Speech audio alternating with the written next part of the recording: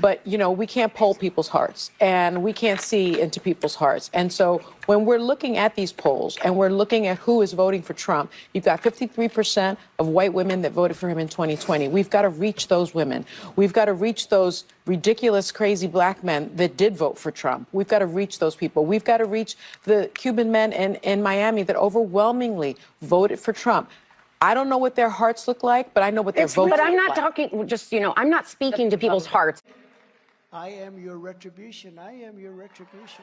Harry, let's kind of baseline it for everyone right now. How is the president doing right now with African-American voters, with black voters now versus this point in the first term? Yeah, I think what we're seeing right now in the numbers is President Trump and the Republican Party are chipping away at the long-term advantage that Democrats have had with black voters, with African-Americans. You can see it right here. Look, Trump's approval among African-Americans at this point in term one, he was at 12%.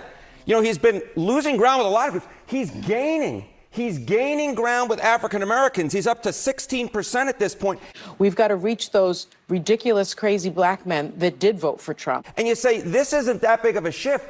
But I will tell you, Republicans absolutely love this shift that's going on because Democrats have had such a long-term advantage. The fact that he's actually gaining ground versus where he was in term number one, this has major implications for elections down the line because Democrats, especially in a lot of these tight races, you talk about places like Georgia, right down in the South, you see this type of movement for Trump actually gaining ground. This could have major ramifications and help put Republicans over the top in a number of southern places in the midterm elections. I love it. But my question— Look at this party ID margin among African Americans. At this point in Trump term number one, Democrats had a 63-point advantage.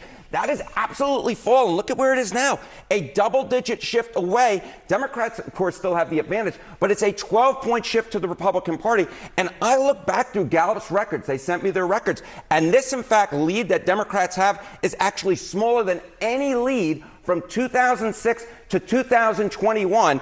Ridiculous, crazy black men. All of a sudden, there are a number of African Americans who are walking away from the Democratic Party and a number of them who are walking into the Republican tent. That is very interesting.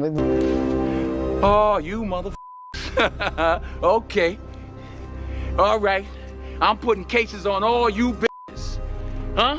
You think you can do this shit? Jay! You think you can do this to me?